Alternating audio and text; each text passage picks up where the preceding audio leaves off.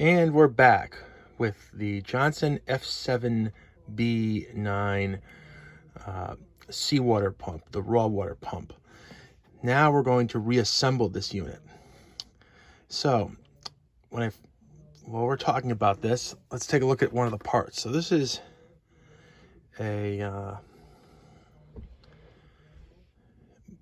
is the lip seal or U-cup that I talk about.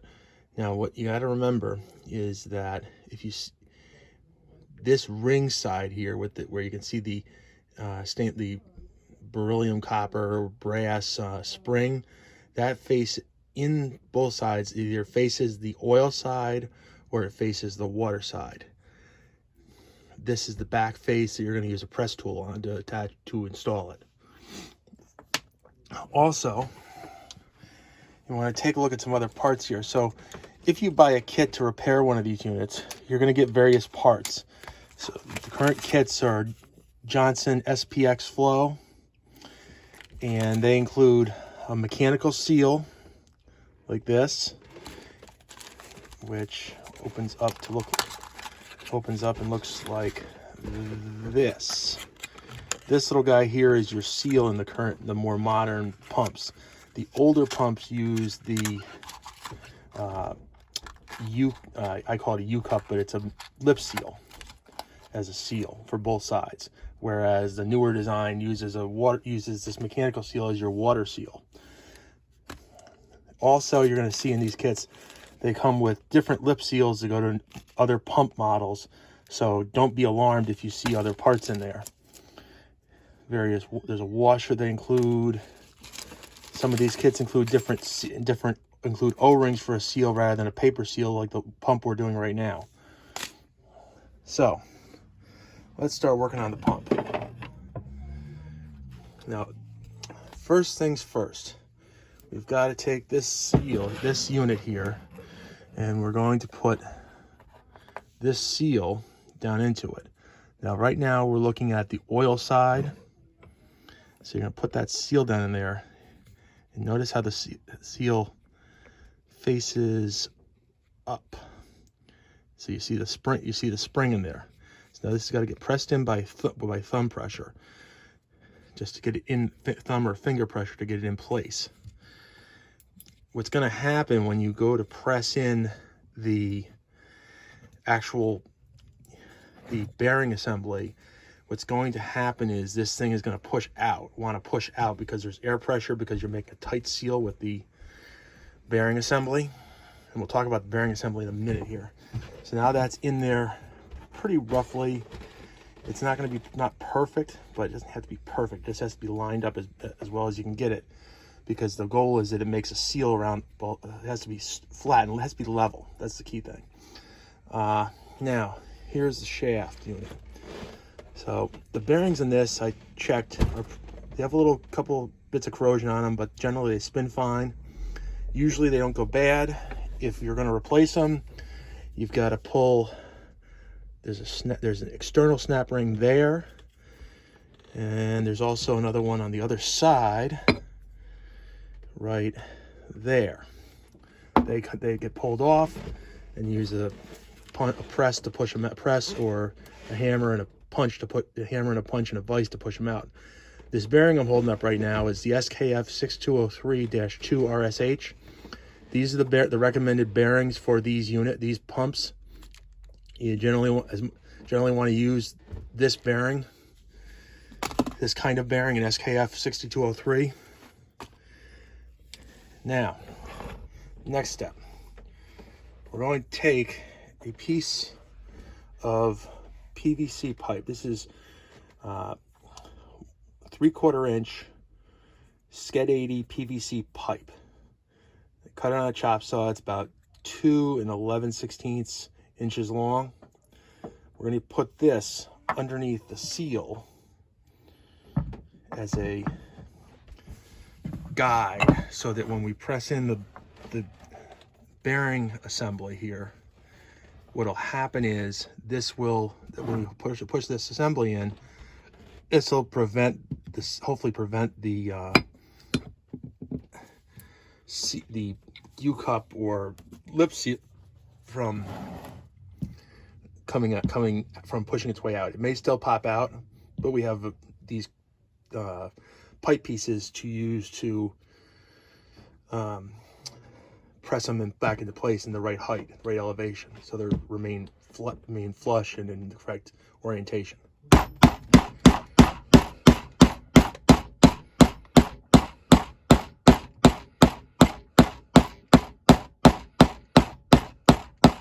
I'm using a dead blow hammer. That way we don't have to worry about marring the surface of the end. You hear that little puff?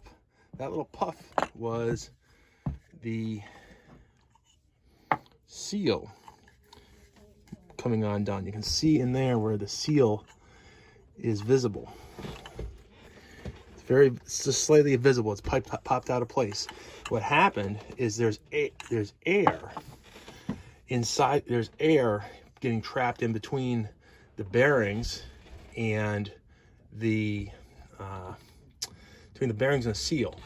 And the shaft is making such a tight seal that air has nowhere to go, so it has to push something out. So what it did was it pushed the seal back out.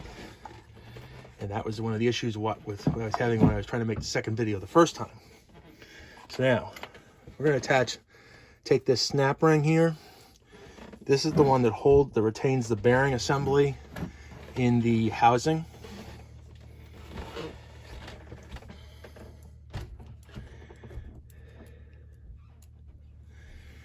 We're going to put this back into the unit.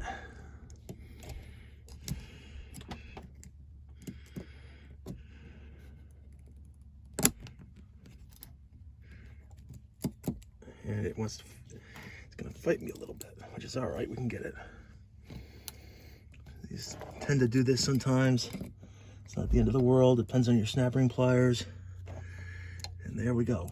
Just about in place. A little more finesse, a little more work flushing it out, and we should be in business.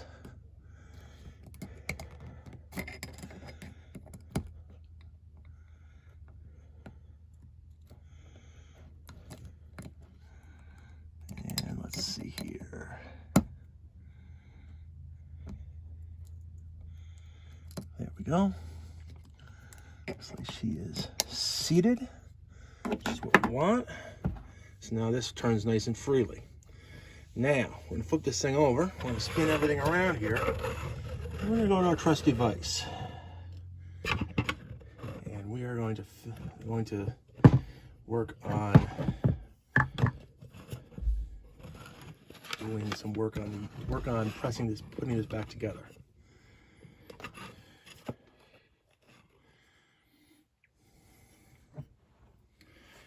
So, what we have to do now is we have to put this in the vise so that we can, you just want it loosely in there. It doesn't need to be in tight. And you're going to take one of these press pieces here, and we're going to press down that errant seal just a little bit. Just lightly. It doesn't have to be pressed in too far. You want to make sure that it is flush with the top face of the flush or just slightly less than lower above, slightly beneath flush with this top face right here. If you look down in there, you can see it. Pressed in there in place. Now that makes that seal on the oil side. Now we can proceed to the water side of things. So, first things first on the water side. We have got a little O-ring here. This little guy here. This goes down over the shaft. It's the first thing in line going down into the assembly.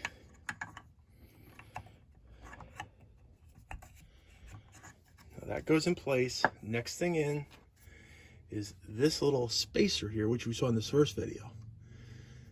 Now, if you remember the first video, the prongs face out toward the water side. So we just drop this guy in here,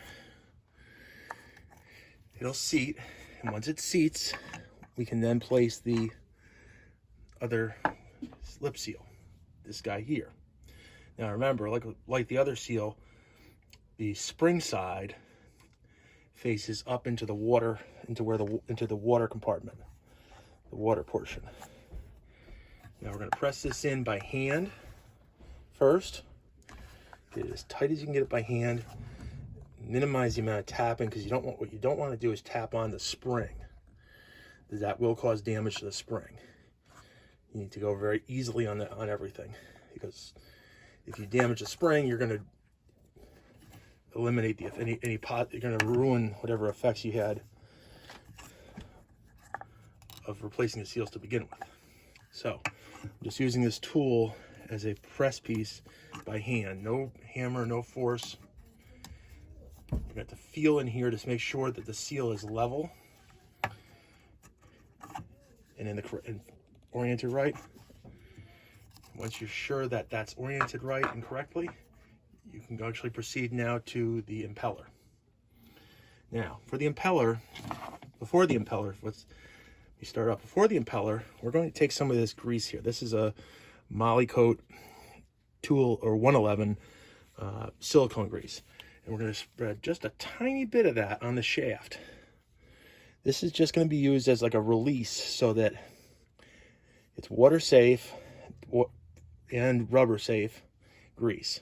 This is just going to be a release on the splines so that when you take this thing apart again, it will come off real easy. There won't be any as hard to pull the impeller out. Now, these kits come with this little container of impeller lubricant, which is glycerin. We're going to put this stuff here onto the impeller blades, and this is going to lubricate the blades. It's a clear lubricant, and we're going to put this on the impeller blades. Just a little bit of lubricant. This is the lube they recommend, that the manufacturer, that Johnson SPX, who's a company that owns Johnson at this day and age, recommends to use as the lubricant. So now we're going to bring the impeller over here. Now, to get the impeller in place, you're going to have to spread the vanes, or the vanes of the impeller a little bit to get it in place. And it's usually a bit of a fight, and that tells you that you've got a good seal on the inside of the pump, which is what you need for this kind of pump to work correctly.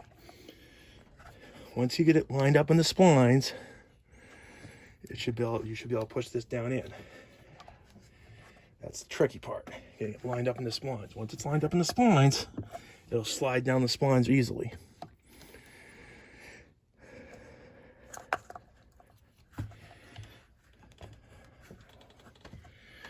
It really takes a little bit of manual force to push this in place, but once it's in place, it's in place.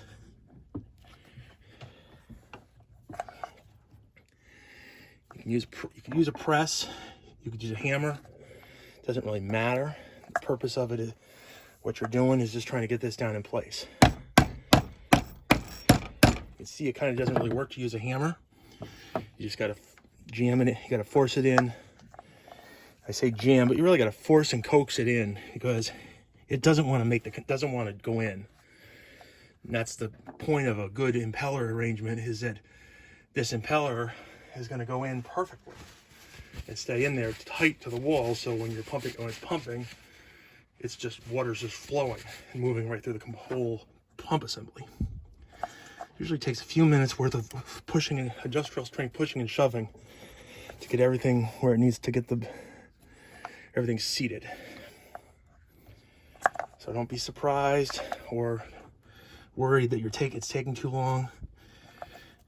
And then this is part of the reason why you need a vise, because you've got to push this thing together.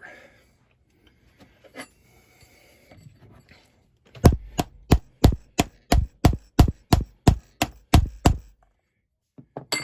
doesn't do very much for me, does it? And the answer is no, because you're just pushing on it. There it goes. It's going a little bit.